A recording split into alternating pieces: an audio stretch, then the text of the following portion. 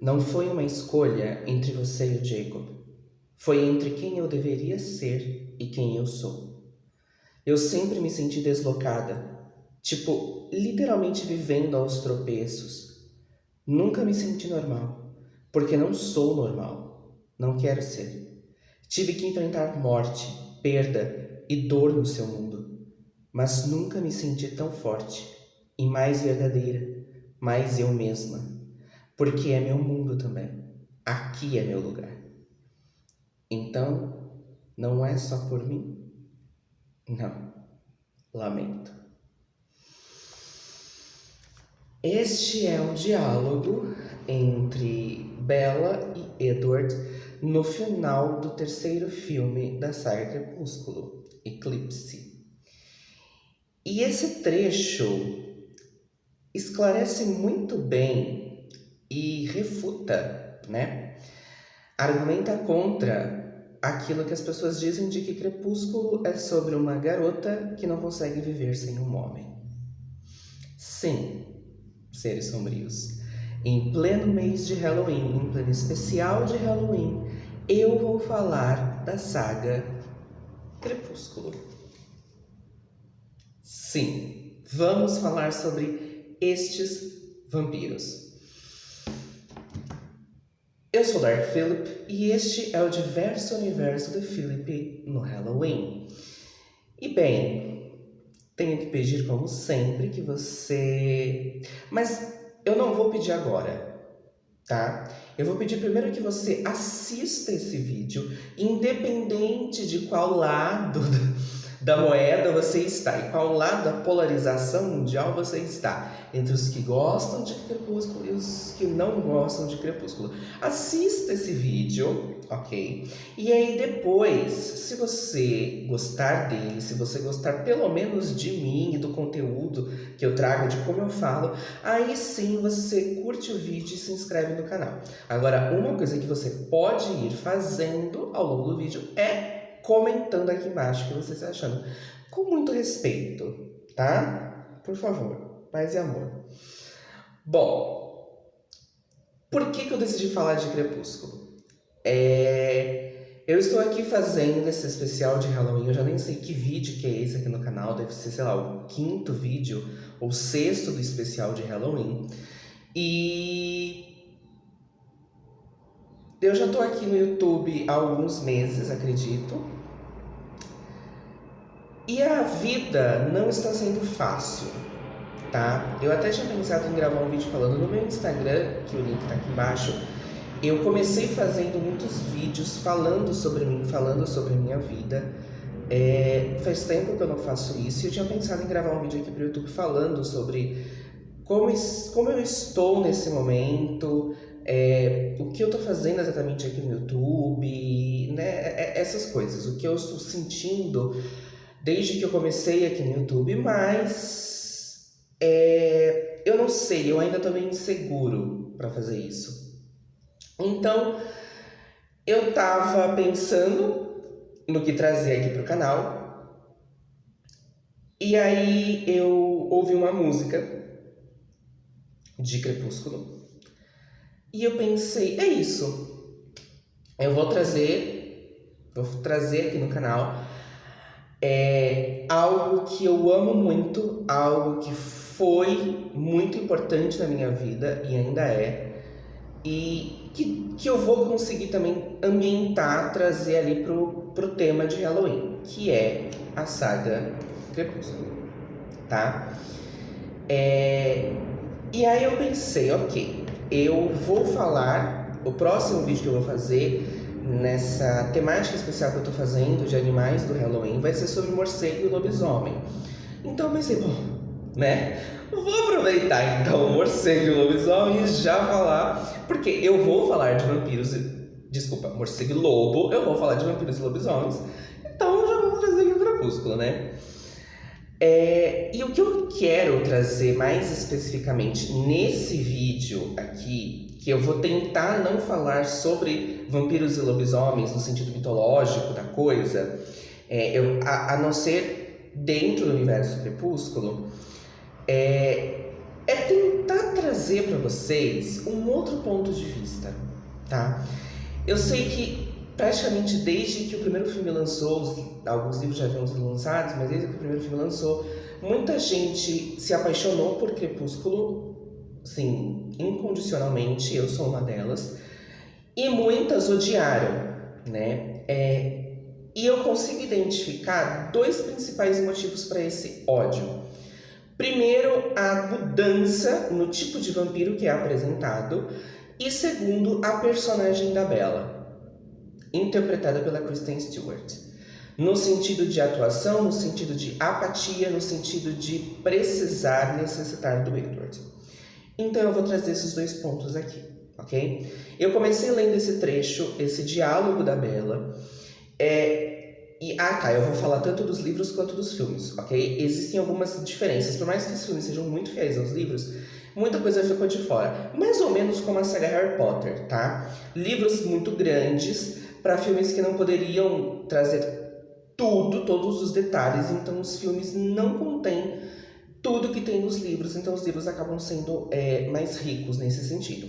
Mas esse diálogo que acontece no final do Eclipse, eu acho muito importante para a gente começar quebrando essa ideia de que a Bella fez tudo o que fez só pelo Edward. É muito similar com a Pequena Sereia, com a história da Ariel na Disney. Eu tenho um vídeo aqui no canal sobre isso, tá? A Ariel não trocou a vida no mar pelo Eric. A Ariel já era fascinada pelo mundo humano. Vou fazer um resuminho, tá? Só pra conectar com a Bella. Já era apaixonada pelo mundo humano. Ela já queria viver no mundo humano. Quando ela conheceu o Eric, foi um empurrãozinho a mais, né? Um interesse a mais pelos humanos. E logo depois de conhecer o Eric, o pai dela destrói toda a coleção humana dela. E isso faz com que a raiva a leve até a Úrsula, a bruxa do mar, e seja transformada em humana. Então, assim, a Ariel não trocou o mar pelo Eric, por um homem. Ela trocou o mar porque ela sempre quis viver no mundo humano. O Eric foi ali a cerejinha do bolo. E é isso que acontece com a Bella. A Bella, ela sempre se sentiu deslocada. A Bella sempre se sentiu inferior, sempre se sentiu fora da sociedade. Ela nunca se encaixou na sociedade exatamente. Ela sempre se sentiu fraca. Isso é muito claro nos livros. E aqui eu vou falar um pouco de mim, que esse foi um dos principais motivos. Primeiro eu assisti o primeiro filme, Crepúsculo, no cinema. Eu amei ali toda a mitologia dos vampiros apresentada, porque eu nunca me prendi muito a isso. O vampiro clássico é assim. Eu vou falar do vampiro clássico no próximo vídeo. Não pode ser assim diferente. Não, gente, é uma obra literária, né? É ficção, é fantasia, cada um cria o que quer, mas eu já vou chegar nisso. E aí depois eu fui ler os livros, né? E quando eu comecei a ler o livro Crepúsculo, eu me identifiquei imediatamente com a Bella, porque na época eu tinha meus 13, 14 anos, e eu sempre fui uma pessoa, um jovem, uma criança, um adolescente, que sofreu bullying e que nunca se sentiu parte de nada. Eu sempre me senti deslocado no mundo e eu ainda me sinto. Hoje um pouco menos, por quê? Porque na época eu não me entendia como gay. Eu sempre fui gordo, eu sempre fui nerd, CDF, inteligente da sala. Eu sofria bullying por isso. Eu nunca tive uma aparência física considerada padrão, considerado bonito. Meus gostos sempre foram diferentes. Eu sempre gostei do universo feminino, eu sempre gostei de magia, de misticismo, de coisas obscuras. E na época eu não encontrava um grupo de pessoas, eu não encontrava um lugar tanto físico quanto social onde eu me sentisse ali confortável. E é assim que a Bella se sente. A Bella, ela faz de tudo, o tempo inteiro, a vida inteira dela, até ela... Mesmo depois que ela conhece o Edward, ela sempre faz tudo pelos outros. Ela sempre quer que os outros fiquem bem. Ela não importa, até porque ela não se sente importante. Justamente por não se sentir pertencente a lugar nenhum, a nada. A não se encontrar, não se encaixar. Quando ela conhece o Edward e ela vai pra Forks pra fazer a mãe dela feliz, e isso o Edward fala pra ela logo quando eles se conhecem, que ela explica que ela foi morar com o pai em Forks porque a mãe e o novo marido tinham que ficar viajando por conta do trabalho do Bill, não é Bill, Phil, o novo marido da mãe, que é jogador de beisebol.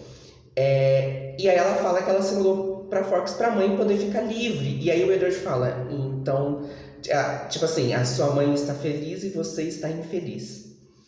E é isso que a Bella faz o tempo inteiro. Quando ela conhece o Edward, é a primeira vez que uma pessoa... eu não quero dizer, e a Bella nunca pensou isso, de que os pais dela não se preocupassem com ela, não se sacrificassem, não fizessem tudo por ela. Não, eles faziam. Só que o Edward, ele mostrou interesse legítimo por ela. E ele era aquele tipo de pessoa inalcançável para ela. Não só pela beleza, mas quando ela vai conhecendo ele por tudo, por quem ele é, pela personalidade, pelos poderes, pela natureza. Ela se sente, não é nem indigna, é tipo muito inferior a todo mundo, especialmente a ele. E ela percebe que ele a ama do jeito que ela é, exatamente. Ele nunca falou que ela deveria ser assim, deveria ser assado, não. Pelo contrário, ele sempre quis que ela fosse exatamente do jeito que ela é. Então, além da paixão natural, da atração principal que ela teve, ela começa a se apaixonar por isso, por se sentir especial pela primeira vez na vida dela, por se sentir importante pela primeira vez na vida dela. E conforme ela vai adentrando no mundo vampiro, por mais que ela ainda tenha esse movimento de se anular pelo bem do outro, o Edward não deixa. O Edward faz com que ela se coloque em primeiro lugar e que ela dê importância a ela mesma. E ela vai conseguindo fazer isso. Ela vai conseguindo, ao mesmo tempo, se sentir pertencente ao mundo, mesmo que ela não seja vampira e esse mundo seja o mundo dos vampiros.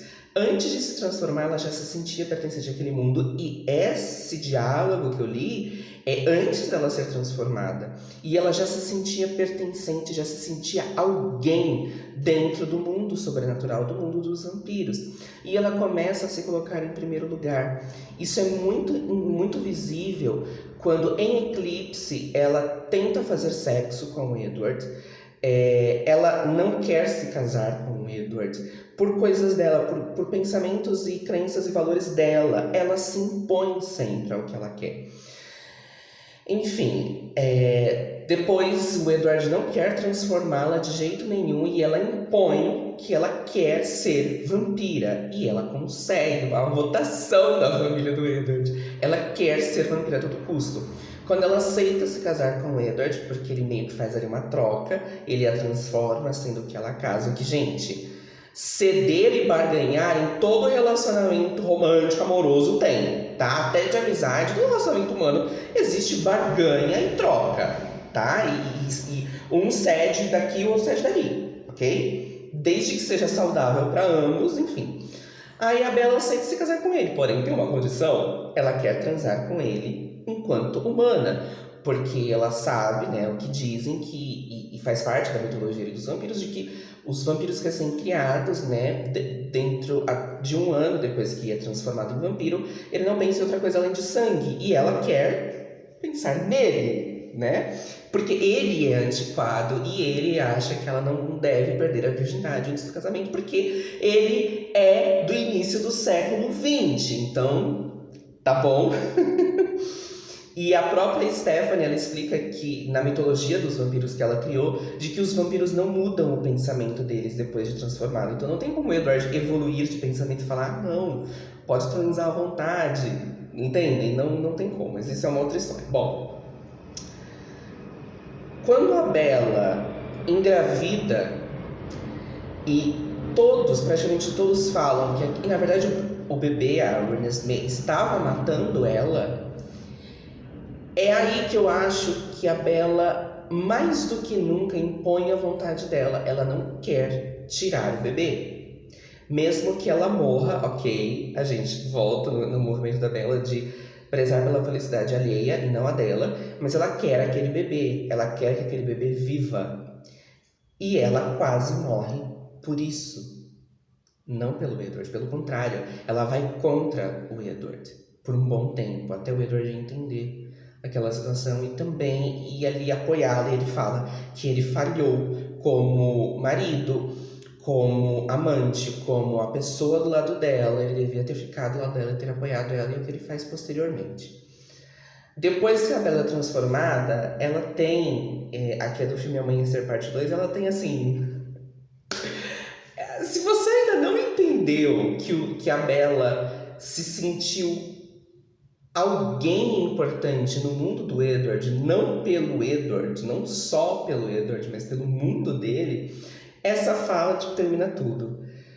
Depois que ela é transformada em vampira, ela consegue controlar a sede por sangue, e aí depois ela já tá ali convivendo ali com a família dela, com os Cullen, a família do Edward, e ela vence ali o Emmett numa queda de braço. Ela vai até o sol e brilha pela primeira vez, né? A luz do sol atinge ela e ela brilha pela primeira vez. E aí, narrando, ela fala: meu tempo como humana tinha acabado, mas eu nunca tinha me sentido tão viva. Eu nasci para ser vampira. É isso, tá? É isso. É sobre isso, Crepúsculo. É sobre uma garota que nunca se sentiu importante, que sempre se sentiu deslocada, que nunca encontrou o seu lugar no mundo, na sociedade, que nunca se entendeu e se encontrou como indivíduo e que passa a ter tudo isso, a se sentir alguém importante, a se sentir importante, a se valorizar, a encontrar o seu lugar no mundo, na sociedade, a se sentir parte de algo.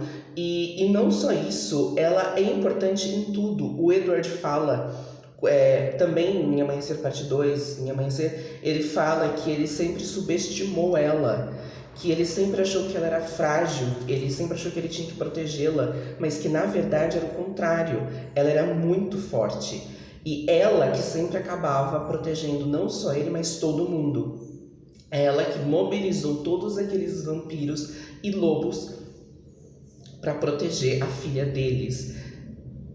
Entendem? É sobre isso, Crepúsculo. Nunca foi sobre só o Edward, tá? Assim como a Pequena Sereia.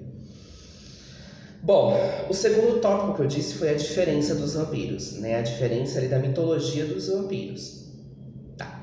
Como eu já falei, gente, é uma obra de ficção. Se vocês pegarem todas as obras que possuem vampiros, todas, tá? Não tô falando só de Drácula, Entrevista com Vampiros, livros da Anne Rice e, sei lá, Diários de um Vampiro.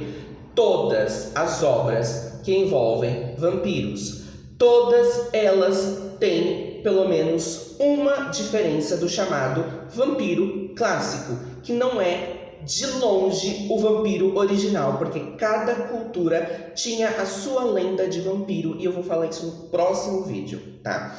Mas o Drácula, ele não é o primeiro vampiro, ele não é o vampiro original. Antes do Drácula, tipo, desde o início, existiram várias lendas, e ainda hoje existem várias lendas em vários povos e culturas de vampiros diferentíssimos. O que a Stephenie Meyer fez em Crepúsculo foi apenas criar um novo tipo de vampiro. E as pessoas continuam fazendo isso. Mas o preconceito foi tão grande com o filme que eles detonam essa ideia do vampiro.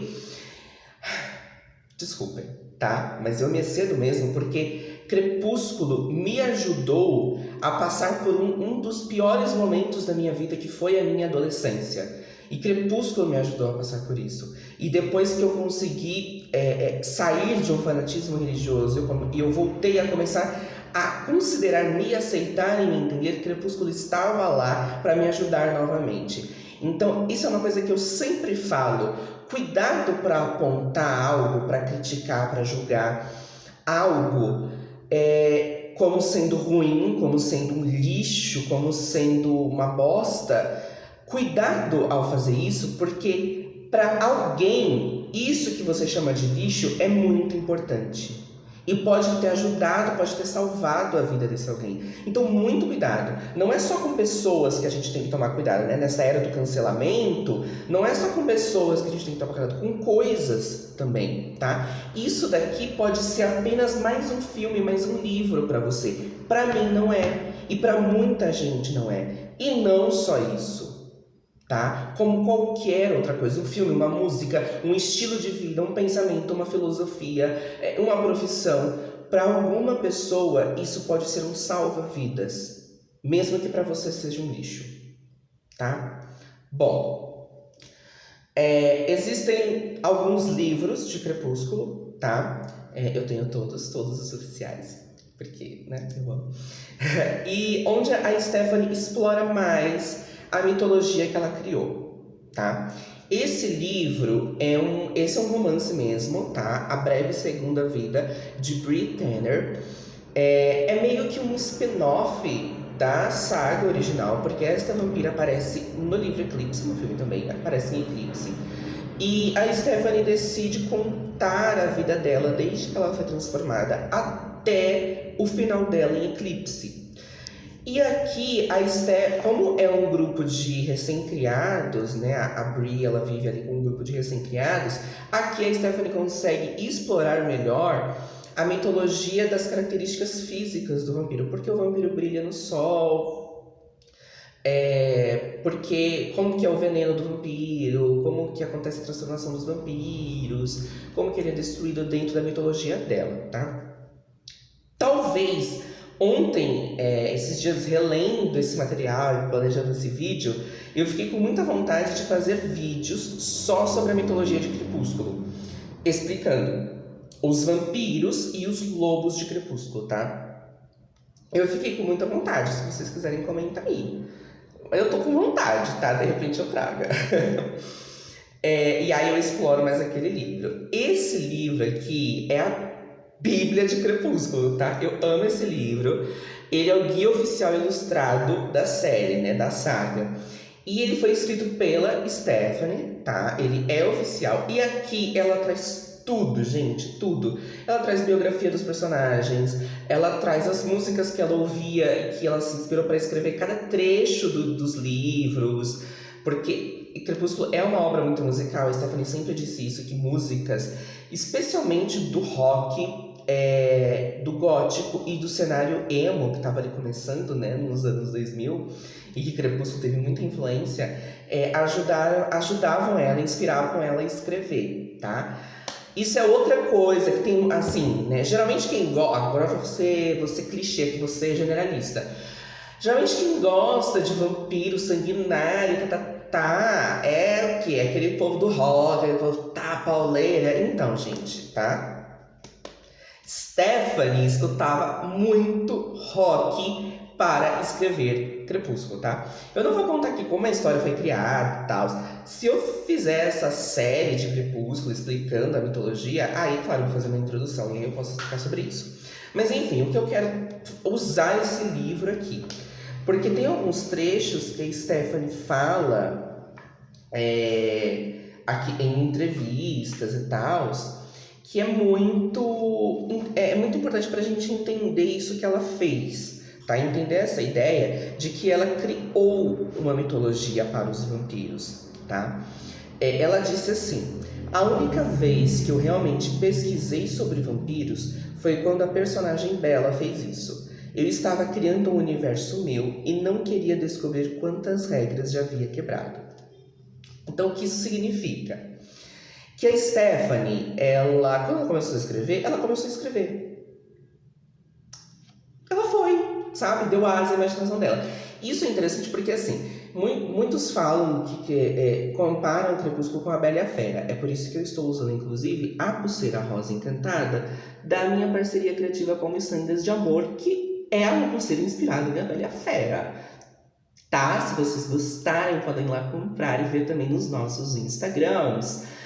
A nossa coleção, a nossa parceria criativa, que tem várias outras peças também inspiradas em Disney e até num filme de terror, tá? Vou deixar o link da Miçangas de Amor aqui embaixo. Porque assim, né, tem a ver essa história de um monstro e uma garota que chama Bella, né? Enfim. Mas assim, o que acontece? Todos nós, quando criamos algo, a gente nunca vai criar algo 100% original, porque nós já temos uma bagagem, nós já temos muitas referências dentro de nós.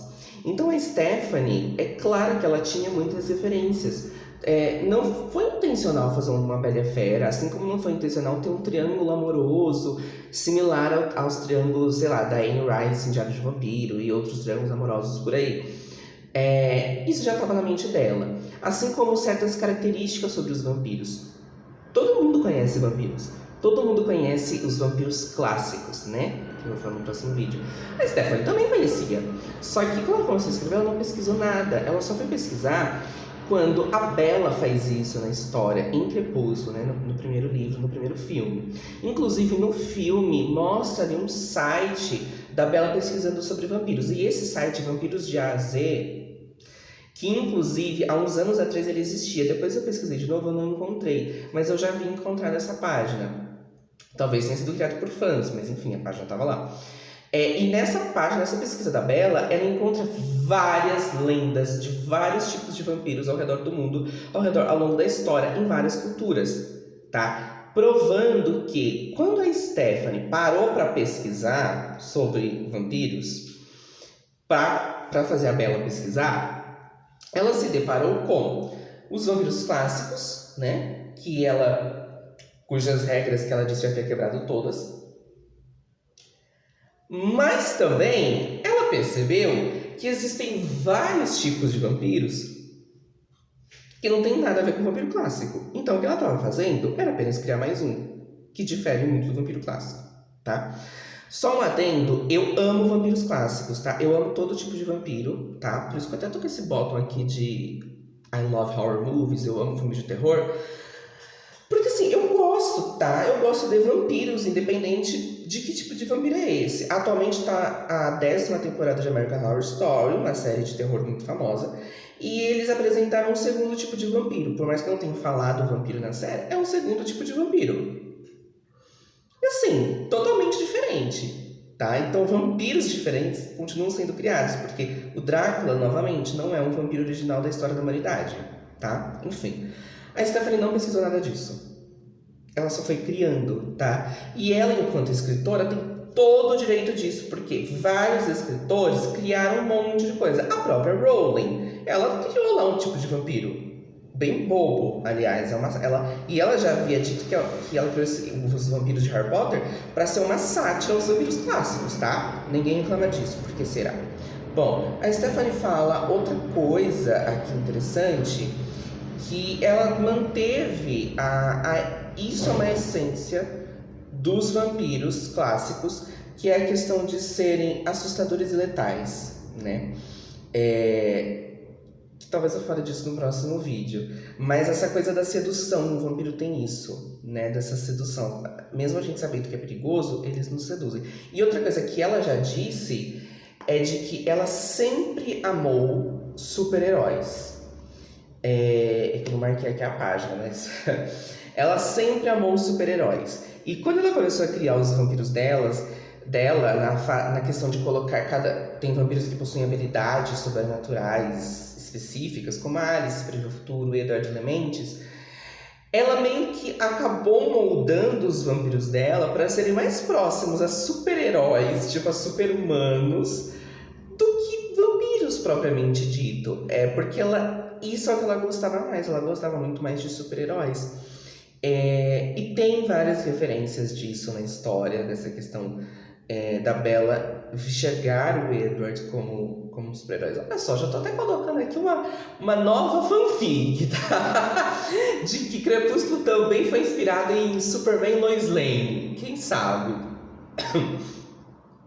Tá vendo, gente? Existem várias associações que a gente pode fazer, porque nossa mente sempre vai ter referências. Sempre, o tempo inteiro. Sempre. E tudo isso estava dentro da mente da Stephanie, tá?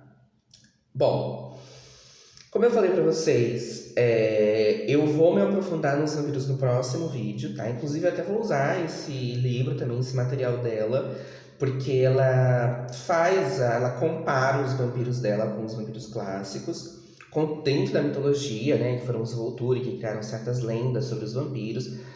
E é interessante porque ela aponta isso, então eu vou usar. Então é isso. Dos lobos, gente, eu falei aqui, a Stephanie ela não pesquisou nada para criar os vampiros dela, Porém, ela mesma assume que com os lobos foi diferente. E ninguém reclama dos lobos de Crepúsculo, né? Apesar de não serem lobisomens, tá? Vou falar isso no próximo vídeo também. Não são lobisomens. Eles se chamam lobisomens, se autodenominam, auto-intitulam, mas eles não são, eles são transfiguradores. E ela pesquisou a fundo a cultura Quileute, que é a tribo, né, dos lobos de Crepúsculo. Ela pesquisou a fundo a cultura, as lendas, a organização social deles, para ali realmente trazer essa realidade para a história, tá? Então, por isso que é bem diferente, você consegue ver realmente essa diferença entre os vampiros dela e os lobos dela. Porque os vampiros saíram totalmente da mente dela, enquanto os lobos ela fundou, ela baseou em toda a lenda Quileute. Tá vendo, gente? Tá vendo? Aquilo que eu falei. Antes de você menosprezar o trabalho de alguém, tenta entender, pelo menos, o trabalho que ela teve. Criar um universo inteiro não é fácil.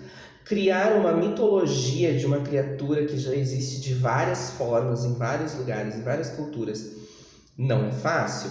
Pesquisar uma cultura super diferente da sua para colocar no seu universo sem desrespeitar, sem descaracterizar, mas fazer com que se encaixe no seu universo é muito trabalhoso. E a Stephanie, ela já escreveu, sei lá, acho que 7 livros ao todo, ou 8, só sobre Crepúsculo, né? Tanto de história quanto esse guia. Então, assim, é muita coisa, tá? A J.K. Rowling, ela só foi criticada recentemente por atos de transfobia e homofobia. Que ok, eu me decepcionei profundamente com ela, porque eu também amava Harry Potter. Mas assim, nunca ninguém julgou ela. E tem muita coisa em Harry Potter que é sátira, que é zoação a coisas clássicas, a personagens clássicos, a histórias clássicas. Ninguém nunca criticou a Rowling, mas todo mundo critica Stephanie, todo mundo critica Crepúsculo. Então eu acho que isso se chama preconceito, tá? Bom, é isso. Espero que tenha sido interessante, tá? Agora eu vou pedir pra você que deixe o like no vídeo, mesmo se você não gostou muito, mesmo se você continua odiando Crepúsculo, valoriza aqui o trabalho meu, tá? Não é só porque eu gosto de Crepúsculo, não. É porque eu também trabalhei pra fazer isso, tá? Eu também tive aqui um certo, né? Sacrifíciozinho fazendo, recolhendo esse material para fazer esse vídeo, todos os vídeos desse canal. Então dá um like, se inscreve no canal, tá? Você dá uma olhada aqui nos vídeos que eu já postei, tem uma variedade grande aqui. Não tão grande, mas tem uma variedade aqui, tá? E compartilha para quem gosta de Crepúsculo, para quem não gosta de Crepúsculo, enfim, tá bom? É isso, gente. Estamos no Halloween ainda, tá? Estamos no Halloween ainda. Tchau.